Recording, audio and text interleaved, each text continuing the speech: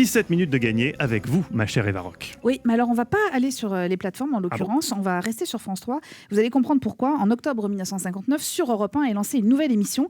Présentation par Lucien Maurice, qui est directeur général de la station. En allant aux États-Unis, j'ai vu l'intérêt d'une émission qui était diffusée de coast to coast. C'était le Dick Clark Show, une demi-heure par jour.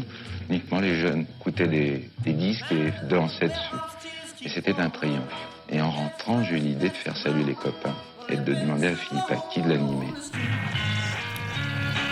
Vous vous souvenez de ce petit jingle, de ce générique, l'acte de naissance de Salut les copains, l'émission de musique culte présentée par Daniel Philippaki, qui va devenir en fait le lieu d'expression pour une nouvelle génération d'artistes, les yéyés. Alors c'est cette histoire que Pascal Fornery, qui est réalisateur et fils de Dick Rivers, a choisi de raconter dans un documentaire qui est diffusé ce soir sur France 3, la génération Salut les copains. Alors c'est un film qui est illustré par des images d'archives, très rares souvent, et avec les témoignages alors de Françoise Hardy, Sheila, Christophe, Dany, Chamfort, Stone, Dave et Julien Clerc. Ils conversent entre eux parfois, mais en fait vous ne les verrez pas à l'écran, il n'y a que leur voix qui se fait entendre et c'est assez savoureux.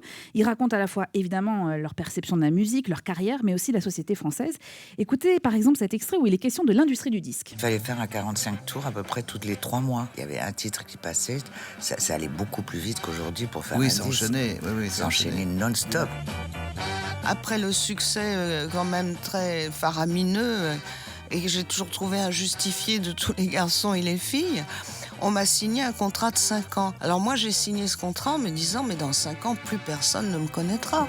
La voix de Françoise Hardy. J'ai reconnu 3 voix, moi. Stéphane, dites-nous. On joue encore ou pas? Non, on joue plus, mais vous avez entendu Dany, entre autres, Chamfort et Françoise Hardy. Alors tout ça pourrait paraître poussiéreux, mais en fait, la modernité du traitement de l'histoire que réalise Pascal Fornery en fait un témoignage précieux et éclairant sur les années 60 en France. Et puis, évidemment, la bande-son est réjouissante. C'est le temps de l'amour, le temps des copains et de l'aventure. Vos premières booms, Stéphane? Mais je suis pas si vieux que ça. Je sais.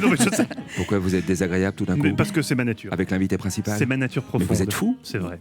Est-ce que vous êtes nostalgique de cette époque-là Mais il vient de te dire qu'il n'était pas jeune. Mais non, mais vous êtes bête. J'écoute du jazz des années 40 et je suis pas née en 40 comme vous le pensiez. La question est, est-ce que c'était mieux avant? Non, pas du tout. Est-ce que vous êtes... Nous sommes avec Éric Zemmour. Est-ce que c'était mieux avant? Est-ce que vous avez un caractère nostalgique? C'était ça ma question.